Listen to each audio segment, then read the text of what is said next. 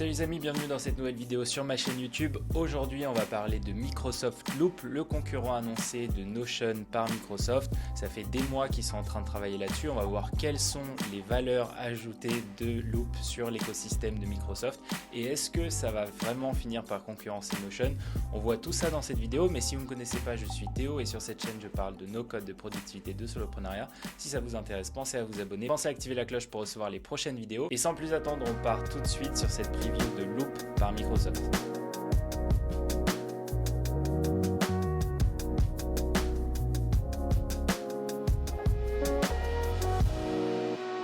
Alors, donc quand on arrive sur Loop, vous pouvez y accéder, c'est disponible, on arrive sur ces éléments-là.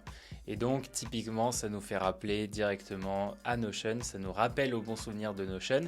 Et on voit qu'il y a quelques éléments qui ressemblent un petit peu à Notion. Donc, on a des tables, des tables, des tableaux en fait, où on a plein de données.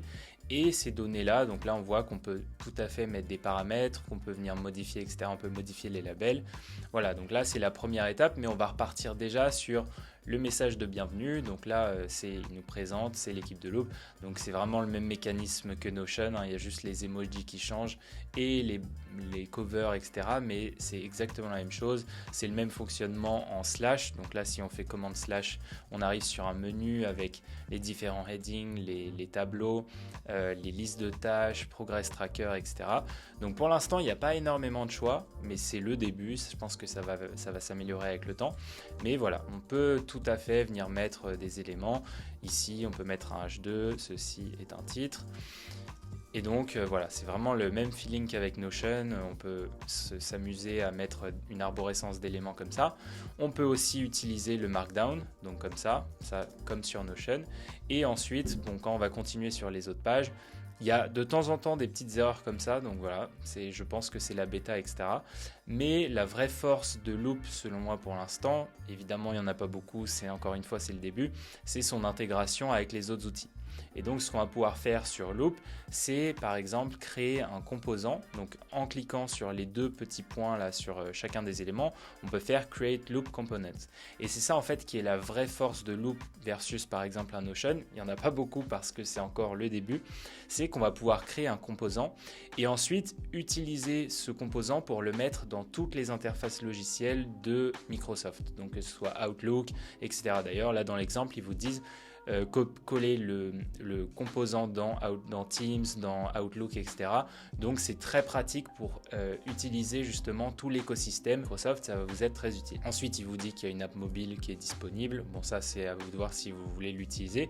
Je pense que tout ça est encore un peu en bêta, mais voilà, vous avez pour l'instant des choses assez simples. Vous pouvez ajouter différentes colonnes, vous pouvez changer le type de colonne. Donc pour l'instant on n'a que 5 éléments, un nombre, une date, une personne, vous pouvez taguer des gens, un vote ou un label. Donc voilà, vous n'avez pas encore une tonne de flexibilité, mais je pense que ça viendra. Vous pouvez aussi taguer des personnes. Donc moi évidemment dans cet espace de travail j'ai que moi, donc je peux me taguer que moi, mais si vous êtes nombreux, vous pouvez taguer des gens qui vont être alertés avec la petite notification, la petite cloche ici. Donc là pareil, ils ne sont pas embêtés, ils ont un peu pompé sur Notion, on va pas se mentir. Mais voilà, c'est vraiment l'idée, c'est d'avoir un truc relativement simple pour l'instant. Donc évidemment c'est le premier jour, mais j'ai hâte de voir ce que ça va donner dans le futur. En tout cas, ils mettent ça à disposition de tous les gens qui ont un compte Microsoft. Donc à vous de voir si vous voulez le tester pour l'instant. Je trouve que c'est encore un peu buggy, mais ça reste la même idée que Notion, c'est-à-dire qu'on peut partager des documents, on peut partager une page, on peut copier la page en tant que composant Loop, donc ça c'est pratique. Encore une fois, ça permet de le réutiliser dans les autres applications de Microsoft. Et puis on a d'autres options comme ça, on peut retourner sur le version history. Sur les réglages, on peut choisir est-ce qu'on veut le thème en dark ou en black. Donc encore une fois, ça ressemble un petit peu à Notion. On peut trier aussi par activité. Donc Là, on les organise en hiérarchie, mais aussi on peut voir quels sont les documents qui ont été ouverts en dernier. Et on peut avoir plusieurs workspaces comme sur Notion, se balader dans les différents workspaces. Donc voilà, on peut aussi créer des nouvelles pages ou créer des nouveaux liens. Voilà, donc là, il nous propose plusieurs éléments. Donc on peut explorer les différents templates. Donc il y a des templates qui sont plutôt complets avec tous les éléments qu'on peut avoir là-dessus. On peut avoir des goals et on peut avoir différents milestones, etc. Donc là, par exemple, je vais prendre lui, je vais l'utiliser. Voilà, et donc là j'ai mon project brief, je peux ajouter mes team members ici, je peux ajouter mes deliverables ici, je peux les assigner à des gens, je peux sélectionner une due date. Voilà, donc c'est vraiment relativement basique, mais c'est un premier bloc qui va peut-être construire le futur de Microsoft et le futur des outils de Microsoft, notamment tous ceux qui utilisaient OneNote, etc. Vous allez pouvoir utiliser peut-être Loop, ce sera plus pratique.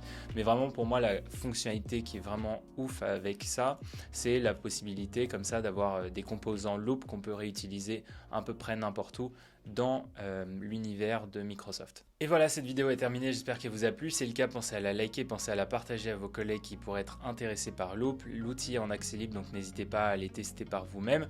Je pense qu'il y aura des modifications, il y aura des améliorations qui seront faites dans les prochaines semaines, dans les prochains mois, etc. Je pense que c'est un outil qui compte beaucoup pour Microsoft parce qu'ils ont bien compris que Notion a été représenté un peu le futur du travail collaboratif. Ils ont investi pas mal là-dedans, donc laissons-leur le temps de construire, etc. Mais pour l'instant, évidemment, on ne peut pas se fier là-dessus pour avoir un avis définitif. Il faut aller le tester, il faut attendre qu'ils stabilisent tout ça.